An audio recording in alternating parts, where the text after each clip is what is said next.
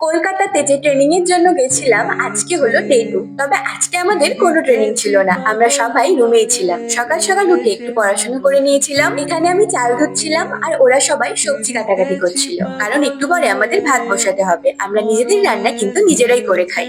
আর হ্যাঁ, এখানে এসে কিন্তু আমরা পেয়ে গেছি একজন বিশেষ তোবাকে। সেটা আর কেউ নয়, আমাদের রিম্পি ম্যাডাম, যে সবার জামা ধুয়ে কিন্তু পরিষ্কার করে দেয়। এখানে আমাদের ভাত করানো হয়ে গেছে আর এখন পটল ভাজা হচ্ছে, এরপরে হবে সয়াবিনের তরকারি। ব্যাস, কমপ্লিট। রিম্পির জামা কাপড় ধোয়া হয়ে গেলে আমরা দুজন মিলে এসে এখন ছাদে জামা কাপড় মিলে দিয়েছি। আর চান টান করে কিন্তু এখন আমরা সবাই মিলে খেতে বসে পড়েছি।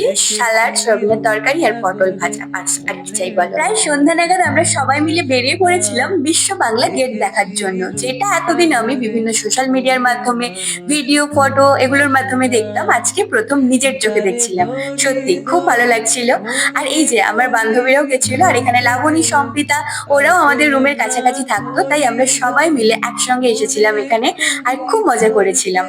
আর বিশ্ব বাংলা গেটের ভেতরে যাওয়া যায়, ওখানে রেস্টুরেন্ট মতো আছে, ভেতরে এনভায়রনমেন্ট একটা আলাদা রকম আছে, কিন্তু সেখানে যেতে গেলে হয়তো অনেকটাই চার্জ লাগতে পারে, সেই ভেবে কিন্তু আর ভেতরে যাওয়া হয়নি। পাশে একটা ক্যাফে ছিল, ওইখানে গেছিলাম আমরা সবাই মিলে। প্রথমে অর্ডার করেছিলাম আমি একটা আইসক্রিম, কারণ ওরা সবাই কোল্ড কফি অর্ডার করেছিল, আর কোল্ড কফি খেতে কিন্তু আমার অতটাও ভালো লাগে না, কিন্তু স্যান্ডউইচের টেস্টটা কিন্তু ভালো ছিল, আমার খুব পছন্দ হয়েছিল। এরই পাশে একটা ঘোরার মতো স্পট ছিল, যেখানে অনেকেই বসে আছে, আর এখানে কিন্তু সুন্দর হাওয়া দিচ্ছে। আর ছবি তোলার জন্য দেখো আমরা লিপস্টিক পরে নিচ্ছি, আর এইভাবে দেখো, এইভাবে সাপোর্টিভ ফ্রেন্ড থাকলে আর কি চাই। এইভাবে দুজন ফ্ল্যাশ মারছিল আর একজন ছবি তুলছিল, এইভাবে আমরা মডেল পোজ দিয়ে একে একে ছবি তুললাম। এখান থেকে জাস্ট ভিউটা খুব সুন্দর লাগছিল, কারণ পাশে ক্যাফের সামনে বিশ্ব বাংলা গেট, আর কি চাই বলো।